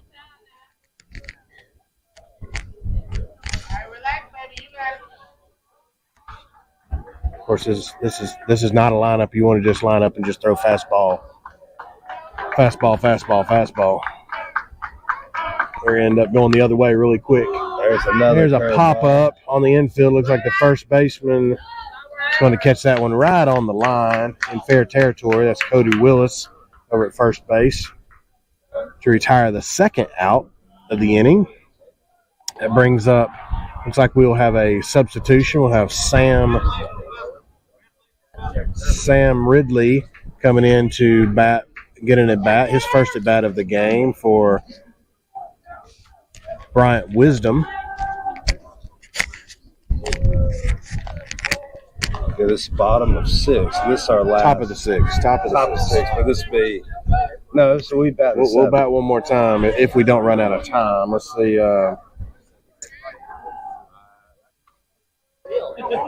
Can ask the guys next. Yeah, we've still got about 20 minutes worth of game time left, so we're probably going to go a full 7 innings. So ball ripped down the first baseline. That's going to go as potentially a base hit. I mean, maybe an error on the first baseman. It's kind of an iffy. To be honest, it looked like the first baseman tried to get a glove on it just to stop it, to keep it on the infield. I'm going to go ahead and give it a base hit. I'm with you on that. We'll see how the official score does on Game Changer. Game Changer is being kept by Sam Ridley's father, Lance Ridley. So we'll see how strict he is on that. On that potential hit or error. Yeah, that.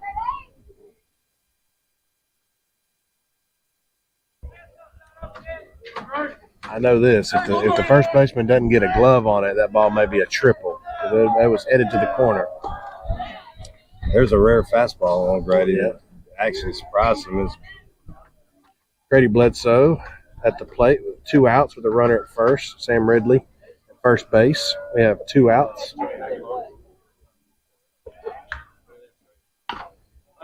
There's the curve. Foul ball.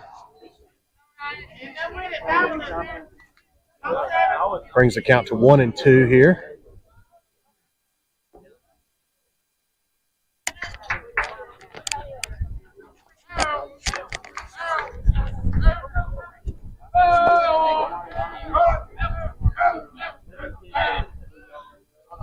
There's a pass ball, and it was a good pitch for Sam to be running on because that ball ended up at the backstop.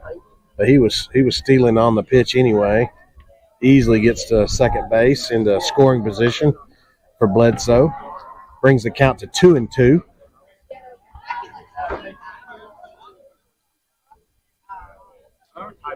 See if Bledsoe can drive him in.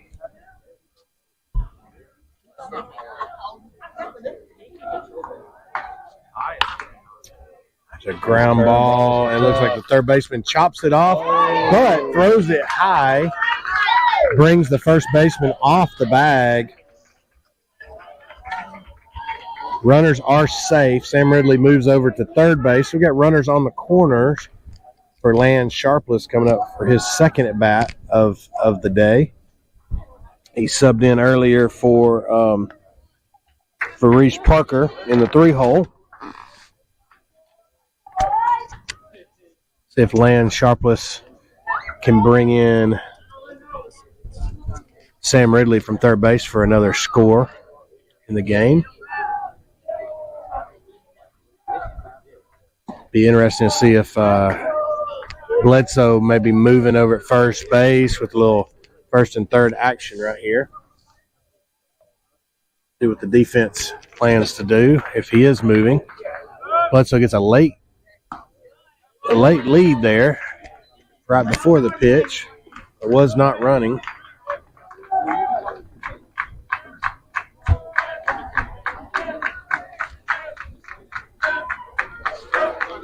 Catcher for East Cobb steps out in front of the plate and gives some possible defensive signs, thinking maybe Bledsoe might be moving on this pitch. Interesting to see if they try to throw down here. Bledsoe is not moving, and Land Sharpless lifts this ball into foul territory.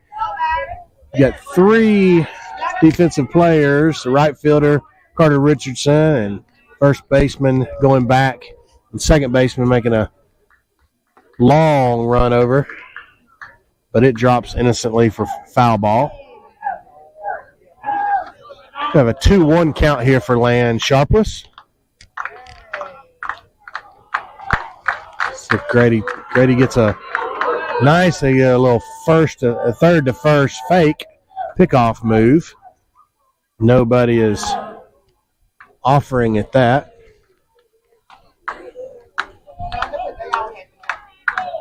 Bledsoe getting a very healthy lead over at first base, but it's not going, and the ball is lifted high, and it looks like the shortstop is camped under it. That Malin Moore there does make the catch to end the inning. 8-1 headed to the bottom of the 6th. Pitcher right there for the East Cobb Astros does a good job of staying out of too much trouble there and not giving up a run there with 2 outs. So we'll have a few defensive changes in the field that we'll try to report to you when we come back.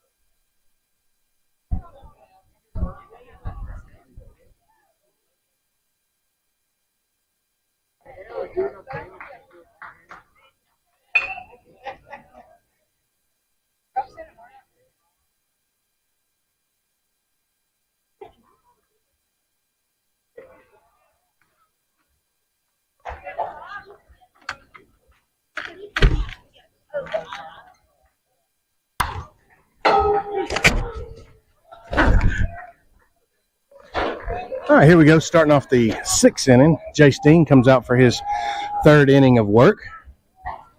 done a really good job so far. Has not allowed don't want to jinx him, but has not allowed a base runner in his first 2 innings.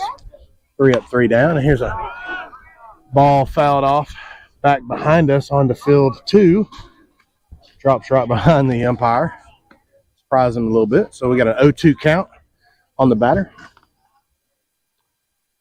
This is East Cobb's number 2 batter, Truett Austin, in the 2-hole.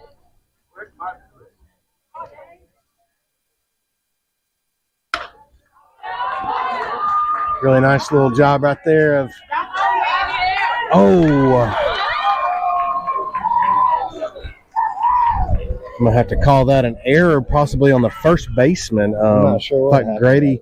Grady Bledsoe did a really good job of getting there, and it seemed like Costa Mahan just missed the first base. He wasn't on the bag, and he got the throw over, and he reached back to step on the bag and just couldn't find it. And it seemed like he just missed the bag. So runner, of course, it was a left-handed batter and was getting down the line really fast, but missed the bag. So, of course, I jinxed Jay Steen and he gives up his first base runner of his outing on an error by the first baseman. That first baseman is not very smart. Of course, that is my son, so I can say anything about it. I think they ought to pull him out of the game and cut him right now. What do you think, Brad? We're getting close to being cut. I'll tell you that, right? Very close. And picks him off and makes up for. Oh! Wow. Really nice pick move by Jay Steen and tag by Costin. Everybody except for the guy that matters thought he was out. I believe the runner even thought he was out. And lifts this one. Does it stay fair? No, it's foul ball, thankfully. Wyatt Wallace, who moves very well, almost got to it, but it does drop foul there off the bat of Kirkland Blank.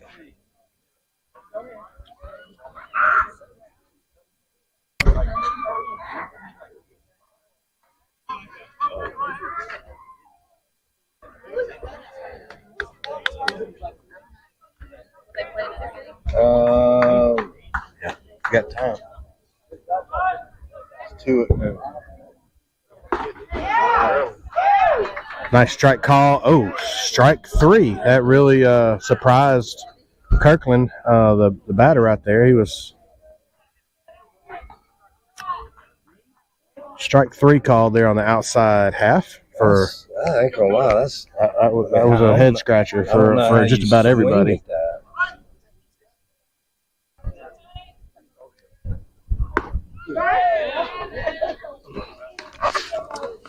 I do want to point out a few defensive changes. Land Sharpless at third base. We have Jackson Moore at shortstop now. Harlem Fuller is at center in the last inning. I think that's all of the defensive changes. We have got Sam Ridley in left field. Oh, Jace really wanted that one. 1-1 count here on the batter with 1 out. This is Cody Willis batting, first baseman for East Cobb.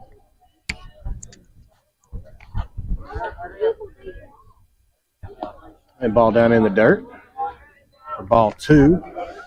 A 2-1 count. We are here in the bottom of the 6th inning, and potentially could be the last inning, but I believe there is a little bit of time. Depends on how quickly we retire the side here. Another ball missed down low. May check with the official scorekeeper to see how much time we have left.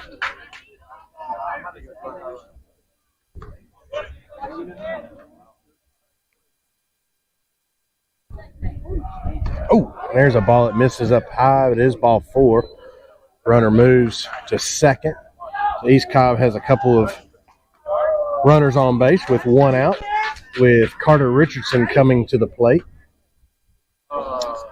I check with the scorekeeper to see if he knows how much time we have left.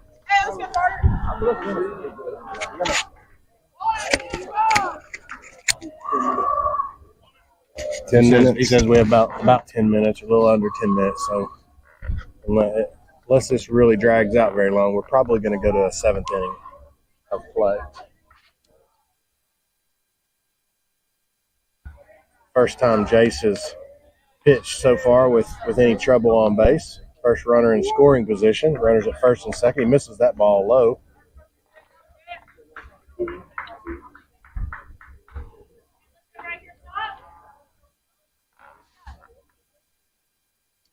We have a really good crowd on both sides here for this ball game.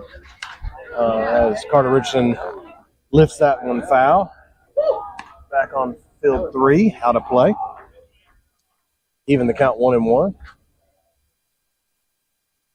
Both of these teams have quite a few fans that are watching. The bleachers are full on both sides with a lot of parents and family members seated all around.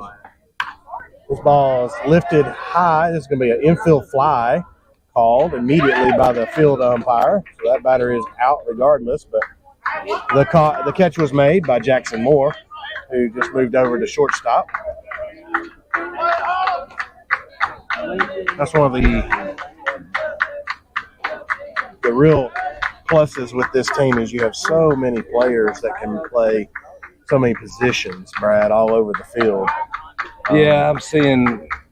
Yeah, I really can't think of a single player that is just completely locked into one position. Like that's their only position. Well, if they want to be in the lineup for this team, they better not be locked into one position. True.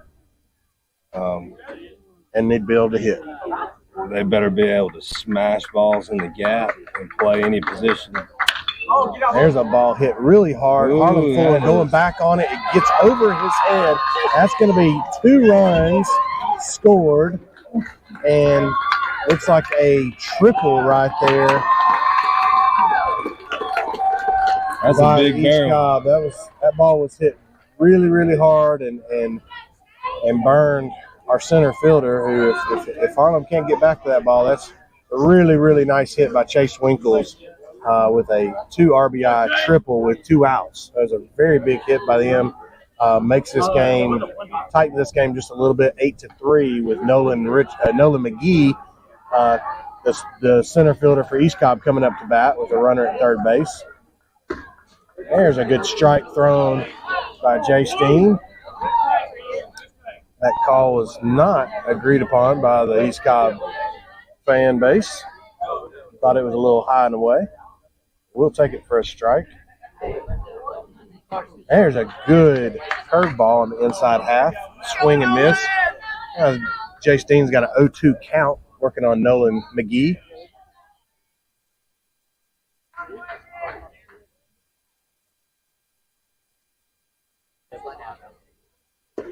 There's a pitch, just misses on the outside half by Jace.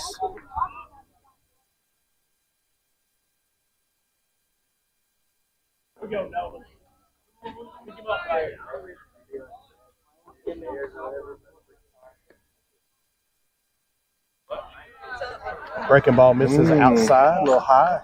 Evens the count 2-2 with 2 outs here in the bottom of the 6th inning. Chase Winkles at third base. 90 feet away from home.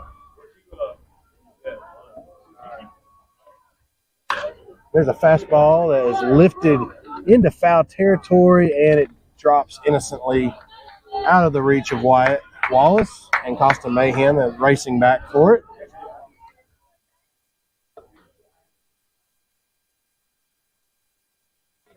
Yeah, the athleticism that you see on the field by all these players, you see a lot of speed, you see a lot of diversity as far as the positions they play. You also see a lot of, I would say the majority of these players on the East Coast are not solely baseball players. There are a lot. I would say the majority of them are at least 2-sport athletes, some 3-sport athletes. Yeah. But the majority of them on the field right now are not only baseball players, but football players too. Yeah. You see that physicality that they have. There's a really good job by Jace. He's going to take this ball himself right back on the top of the mound to end the inning. Gets out of that trouble, that jam. Did give up a 2-out, 2 RBI triple there to the opposing catcher. Looks like the official has turned around to see if we have any time left. I saw one of the officials call ball game, and now they have made it official. It is ball game. Your East Coast could have argued that. Your East Coast Sox. There potentially was still a little bit of time left, but the East Cobb Astros, I think neither team wanted to burn any more pitching, and so East Coast Sox win the ball game 8-3. Really good game by both teams. 2 really good teams. We appreciate everyone listening. Winning pitcher of the game would be Peanut Connolly, who threw 3 innings, and then Jace Dean really comes in there and throws 3 innings to close out the ball game. But your East Coast Sox scout team, 14U, is playing up in the 15U division in this tournament. Starts out the tournament 2-0 in pool play. We will have our 3rd pool play game at 8 o'clock in the morning back here in Hoover on field 3 again. And then we will move into bracket play probably immediately after. They haven't posted those times yet, but it'll probably be about 10:20, 10:30 tomorrow. So looking for a big day tomorrow as both teams gather around the mound to pray after the game, and a lot of sportsmanship. These are 2 really good teams, and we wish them both the best as we go. And we're going to finish out the broadcast with my buddy right here. What do you got to say? And that's ball game for tonight. All right. Everyone have a good evening. Be safe, and God bless.